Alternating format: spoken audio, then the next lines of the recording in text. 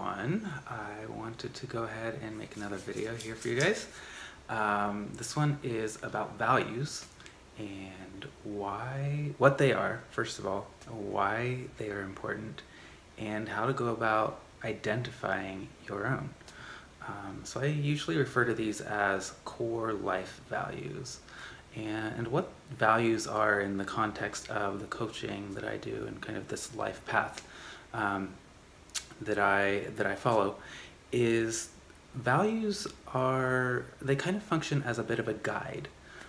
They function as a direction in which you are intentionally choosing your actions and moving in the direction of these qualities or these characteristics that you want to embody. It's almost a sense of, regardless of what's happening around you, regardless of the circumstances that you're going through, the situations that you find yourself in, these are the qualities and characteristics that you want to embody and that you want your actions to be infused by.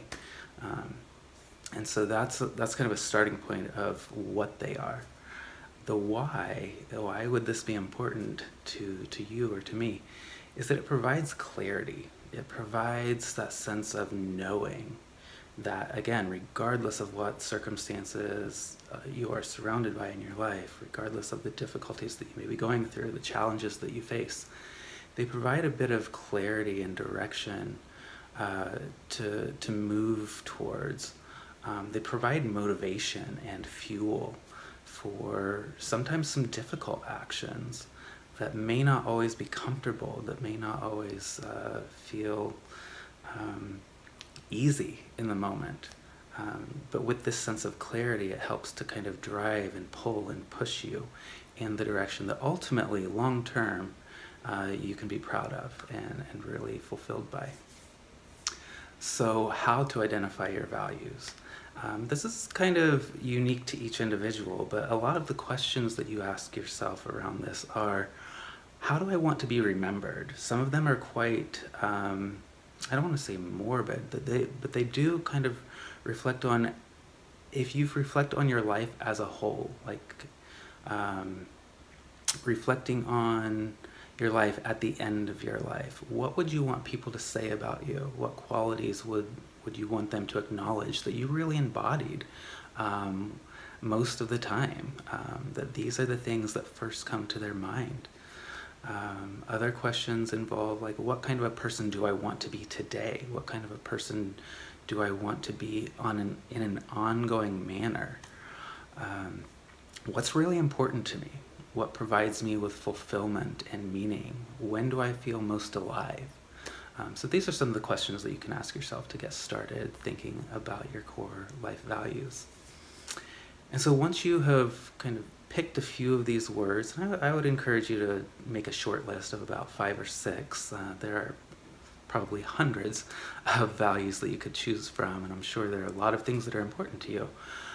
But if you choose a short list of about 5 to 6 of these value words, it starts to serve as a bit of like a committee, like a advising committee that can kind of steer you, and it simplifies this process of making decisions and which direction to go when things get a little bit difficult and tough for you. And so you can start to identify little actions. I usually look at short, medium, and long-term action planning around values. Short-term being, what can I do today or within the next week? That would be a small gesture in the direction of these values. For instance, if my value is around connection, one thing I might do is today or within the next week, I might reach out to a friend that I haven't spoken to in a while. And I might do that very intentionally, even if I come up to that moment of, choosing who it's going to be or what to say and sending the message. I might feel a little uneasy, like, oh, should I send this message? It's been a while. What are they going to think? Now it's going to be obvious that we haven't talked in a while. And really clarifying for yourself, if this value of connection is truly important to you, the more aware you are of the importance of this value to you, that will help push you and drive you to overcome those obstacles that you're facing internally. So once you've identified a few of those actions, and you know, this can be a little bit of a trial and error process. You can reflect on actions that you've already taken in the past across your life. That's actually really useful. You can also do a little bit of trial and error. Like, how did that feel when I texted that friend? Did it, even though there was a little bit of anxiety or hesitance or uneasiness in doing that, how did I feel afterwards? Did I feel like, yeah, I did the right thing? Or, that didn't quite do it for me. So you might use those, the more of the long-term sense of fulfillment and satisfaction with your action. Use that as a bit of a guide.